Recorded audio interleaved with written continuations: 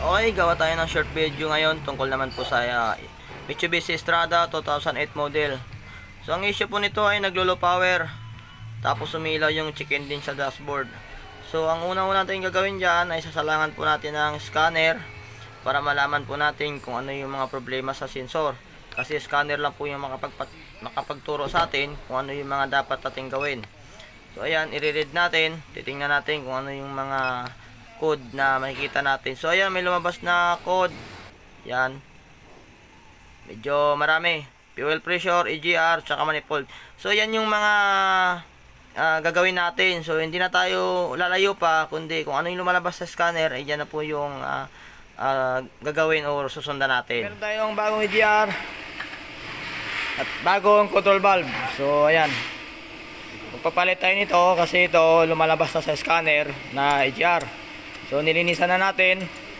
Tapos yung intake manifold nalinisan na rin.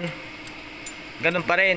Tsaka hindi matatanggal sa scanner yung code, yung yung fault na sensor, yung EGR hindi ma-erase, hindi ma-delete, bumabalik pa rin. So ayan, wala talaga tayong ibang gagawin kundi magpapalit talaga. So ito, mura lang naman to. Tsaka ito, papalit din tayo niyan. Ang issue nito ay naglo-low power. So pag uminit na, tumatakbo ka ng siguro mga nasa 60, bigla na lang siyang maglo-low power. Kahit anong apak mo na accelerator, walang action yung makina, hindi nagre-revolusyon. Tapos mga 10 seconds, pag binitawan mo yung pedal, 10 seconds, babalik uli yung kanyang dating power. So mahirap kasi pag nag-overtake ka, galing ka sa segundan, mag-overtake ka sa mga ibang sasakyan, paglipat mo ng third gear, imbis na maiwan mo yung inovertikan mo, ang nangyari, nasasabayan mo lang, gawa nga ng naglo-low power. O ayan, yung lumalabas sa scanner ito.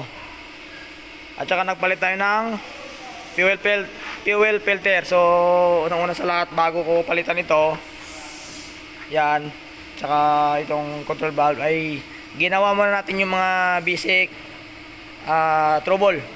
So nagpalit tayo ng fuel pump filter. So ayan, binabakas ng kaibigan natin yung EGR para may kabit na natin itong bago. So ayan, tapos road test. Malayo yung road test nito kasi Marikina to Bicol. O masusubukan talaga natin to kung may pagbabago sa makina. So ayan, wala akong video nung pag road test pagkatapos gawin, wala akong video niyan, pero okay na po yung sasakyan. Di na po siya naglo-low power at nakarating na rin po ng maayos ng Bicol. So kung ano yung mga nakikita nyo na pinalitan ko, ay yun lang po talaga yung ginawa ko.